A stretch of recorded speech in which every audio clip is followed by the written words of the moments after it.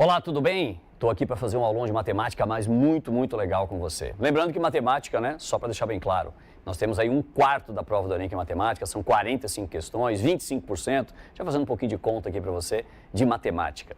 Bom, meu nome é Erivaldo, sou professor de matemática da casa, sou diretor do Coque Floripa, diretor do AZ Floripa, e quis muito vir aqui, me divertir um pouquinho com matemática com você.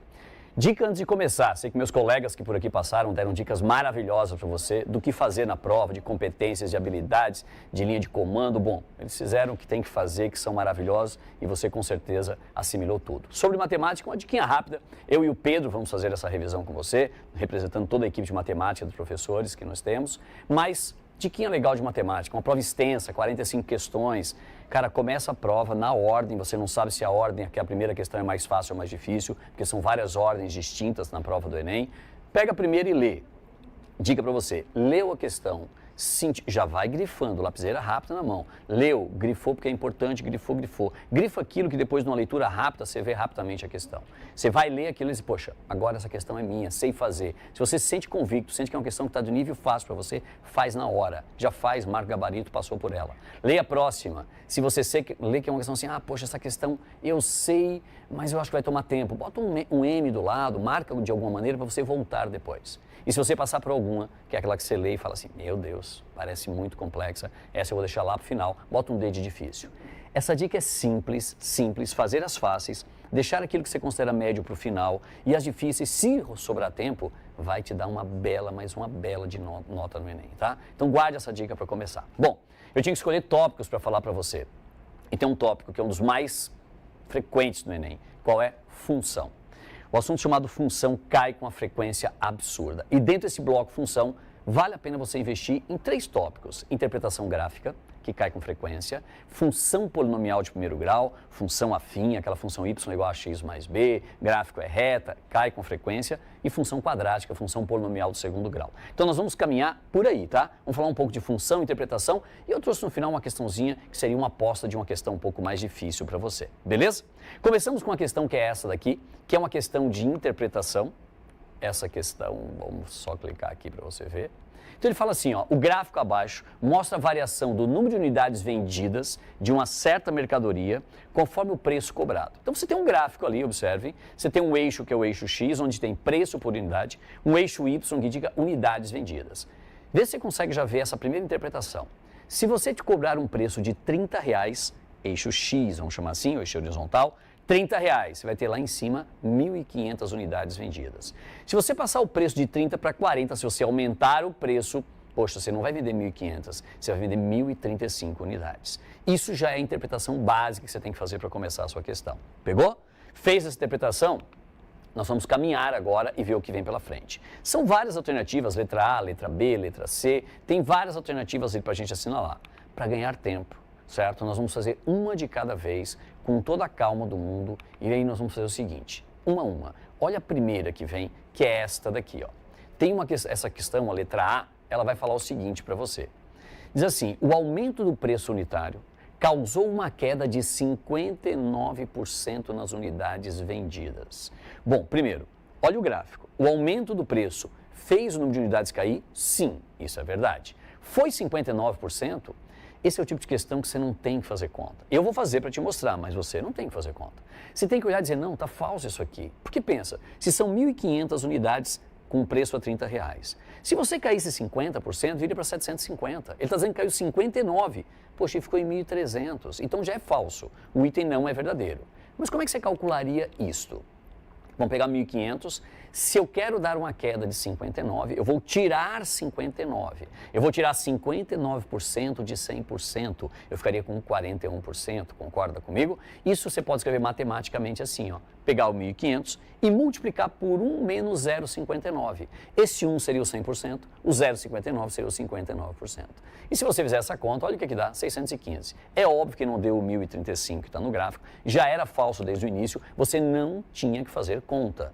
Eu fiz para você guardar essa questão. Legal? Muito bem. Aí nós vamos aí para uma próxima, que é essa letra B.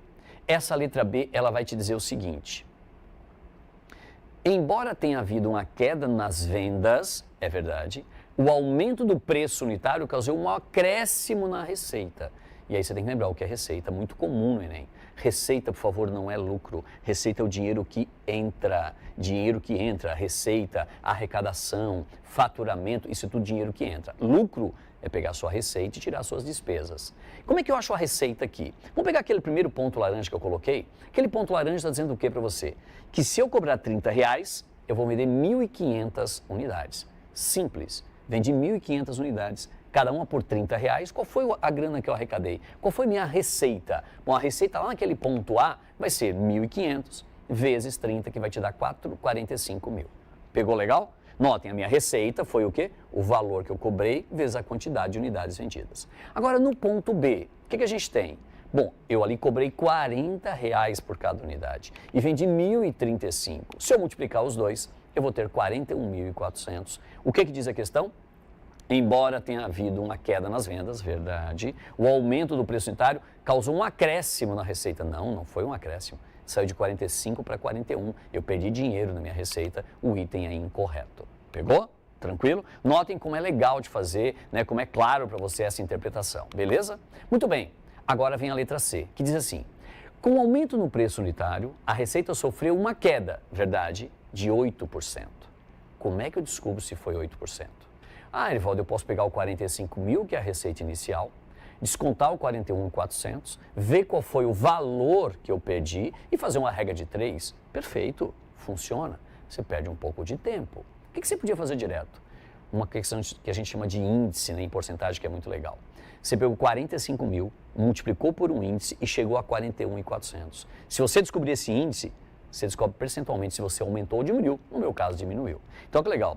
45 mil vezes X, que é um índice que eu quero descobrir, vai dar 41.400. Você pega 41.400, divide por 45 mil, você vai descobrir que o seu X deu 0,92. E aí vem uma revisãozinha de porcentagem junto, que cai muito no Enem, né? Porcentagem cai com muita frequência, já aproveitei aqui. Quando você multiplica alguém por 0,92, você não está aumentando, está diminuindo. Quanto que você está diminuindo percentualmente? Bom, 0,92 é 92 sobre 100, é 92%. Se você multiplicou por 92%, você perdeu quanto? 8%. Concorda comigo? 100%. Menos 92 foi por quem eu multipliquei, eu cheguei em 8%, que é o que diz a questão do Enem. Desculpa, é a questão letra C, que pode ser até a questão do seu Enem, de repente foi um presságio que eu falei, hein? E aí você tem esse item como o quê? Totalmente correto. Pegou? Olha que legal, né? Você podia fazer regra de 3, mas não há necessidade nessa questão.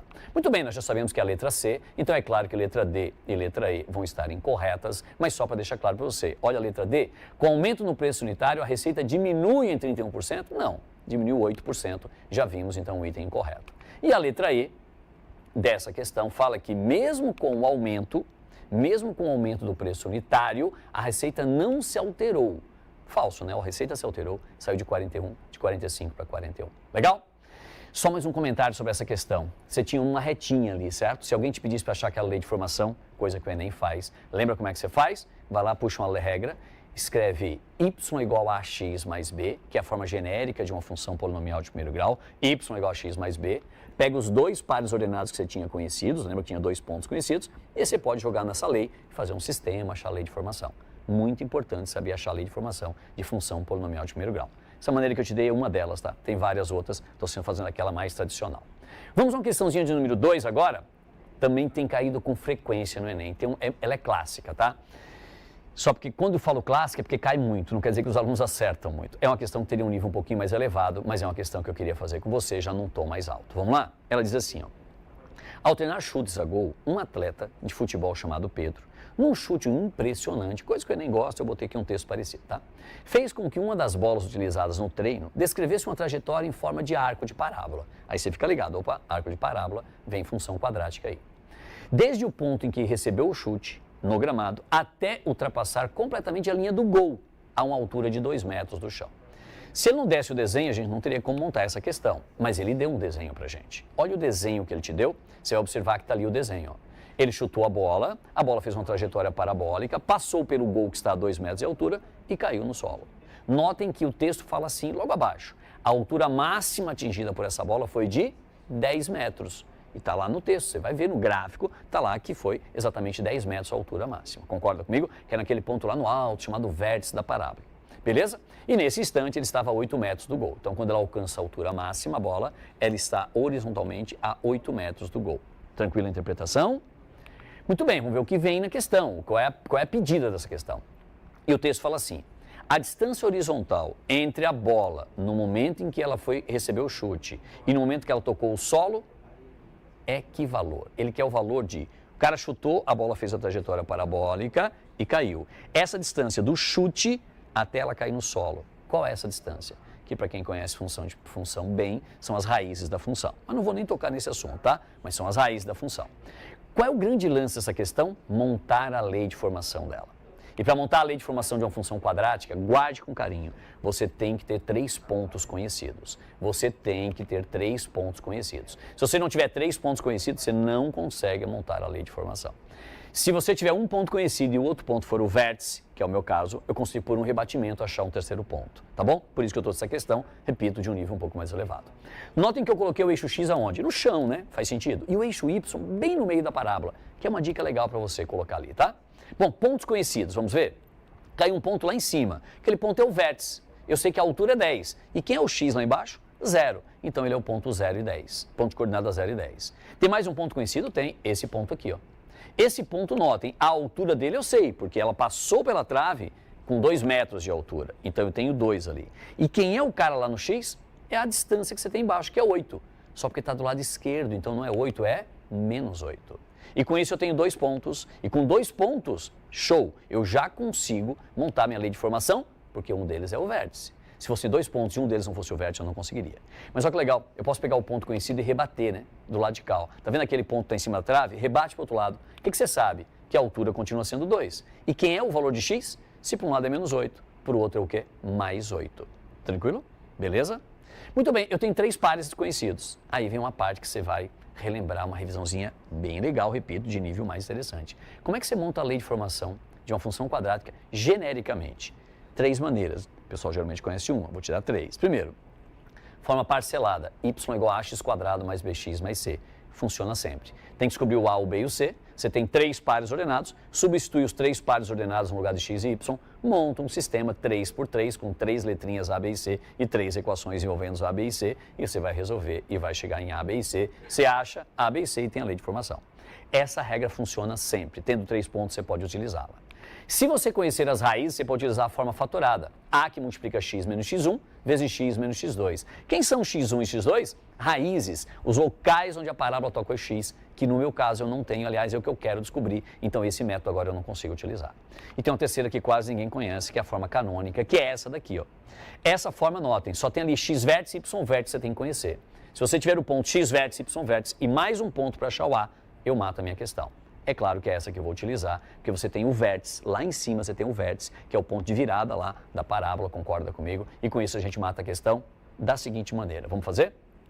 Passo a passo com você.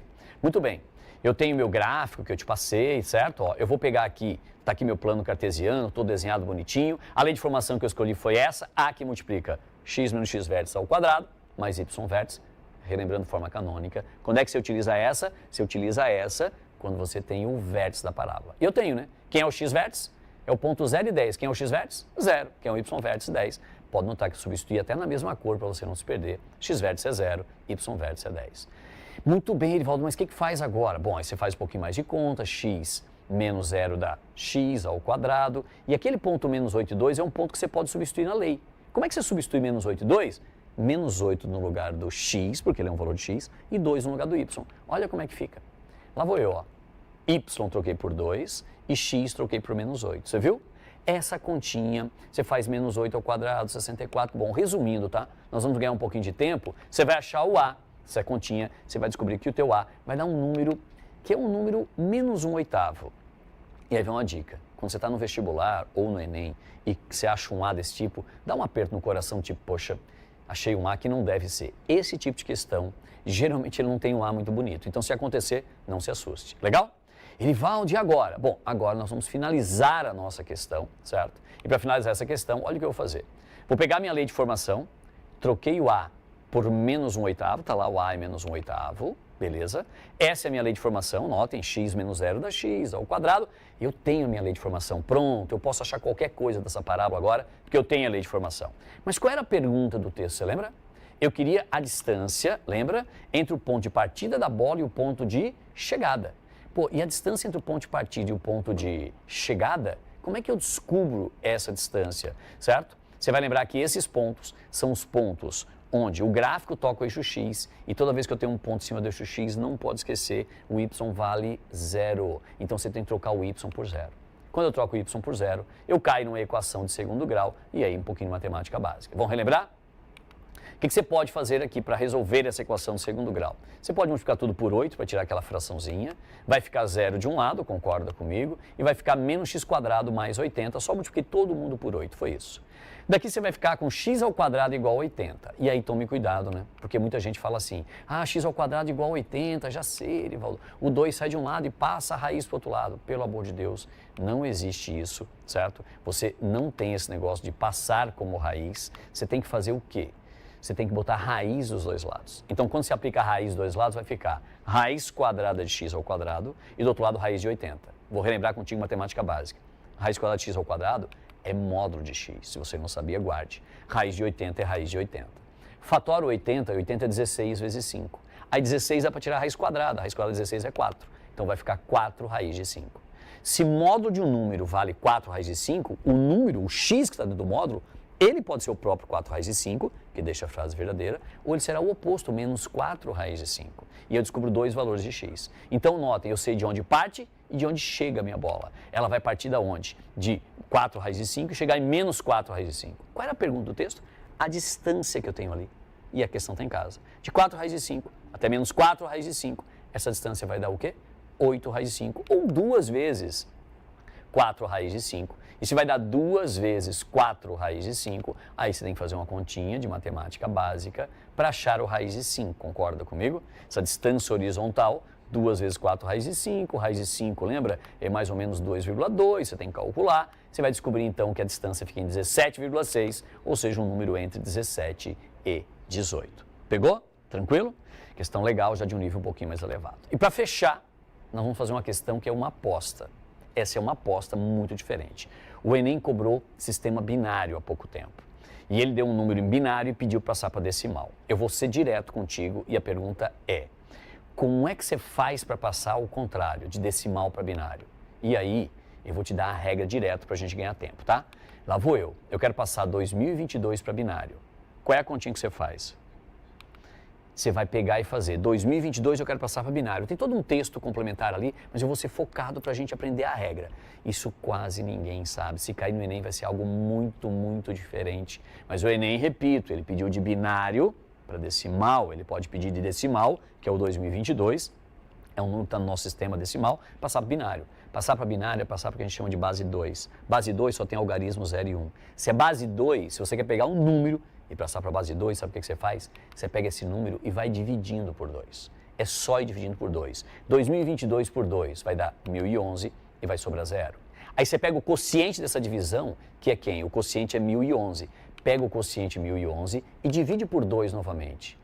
Valdir, só ir dividindo por 2. Isso vai dar 505, vai ter um resto que é 1. Adivinha o que você faz? Pega o quociente que é 505, divide por quem? Por 2. Eu fiz um grande para repetir mesmo, para você lembrar. Se você pegar isso aqui vai dar 252, vai sobrar 1. Adivinha o que você faz? Pega o 252, divide por 2, vai dar 126, o resto vai dar 0. Pega quem? 126, divide por 2, vai dar exatamente 863, vai sobrar 0. Pega o 63, que é o quociente da divisão, divide por 2, e vai ter o resto. Erivaldo, é sempre pegar o quociente e dividir por 2. Eu já entendi. Sim, é só isso. Erivaldo, tá, mas se é sempre pegar o quociente, eu estou vendo aqui acontecer, né? Estou fazendo e conversando contigo. E dividir por 2, em que momento que eu paro, Erivaldo? Vou te contar. Vai dividindo, dá para dividir, não dá? 7 é o quociente, dá para dividir por 2? Dá, continua. Vou dividir por 2, sobrou um resto 1. E aí, 3, dá para dividir por 2? Dá. E o resto? Vai ter resto 1. Erivaldo, agora não dá mais. Tá. E aí vem a dica, 1 dividido por 2. Quem é o número que multiplicado por 2 dá 1?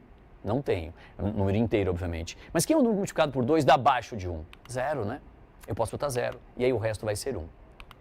E quando o teu resto for zero, fechou. O meu resto é zero. Desculpa, o resto não, falei besteira. Quando o quociente é zero, fechou. Você para. E aí você pega todos os restos no sentido contrário de onde você veio dividindo. Ó a setinha ali, quer ver? Ó? Você vai pegar do 1 para frente. Então vamos lá, vamos pegar os restos? 1. Depois quem seria o próximo? 1. Depois o outro cara quem é? 1 também. Tá vendo? Ó, 1. Depois o próximo resto é quem? 1. Depois 1, depois 1. Você vai pegar todos os restos, todos os restos, todos os restos, e aí você forma esse número binário. Então notem, começando onde está a setinha, 1, 1, 1, 1, 1, 1, 0, 0. Bom, você vai ter esse negócio aqui, ó. O número 2022 na base 10, ou seja, no sistema decimal, que é o nosso ter numeração, corresponde àquele absurdo ali. Guarde, essa é uma aposta de um nível mais alto. Eu joguei alto aqui, muito alto, mas se cair no Enem, só você que está assistindo, que com certeza vai matar essa questão. Claro, os alunos que estão estudando com a gente no COC e no AZ, obviamente conhecem bem isso aí e vão também matar. A pergunta é quantas vezes aparece o número 1, você vai contar e ver que tem 8 vezes o número 1. Beleza? Bom, galera, foi um prazer, espero que eu tenha te ajudado demais, espero que esse aulão tenha ajudado você demais com os nossos professores de COC e de AZ, né, que estão aqui para colaborar com todos vocês, para assistir e muito bem focado para o aulão. Não esquece que esse aulão, né, se você não pôde assistir, ele vai ficar gravado, quem está aí, ele vai ficar gravado para você assistir depois, né, lá no canal do YouTube também, beleza? Depois tem uns recadinhos finais, fica até o final para ver esses recadinhos, tá? E vem agora um cara chamado Pedro, a lenda da matemática. O cara não é muito bonito, mas é um baita professor. Um abraço, chega aí, Pedrão.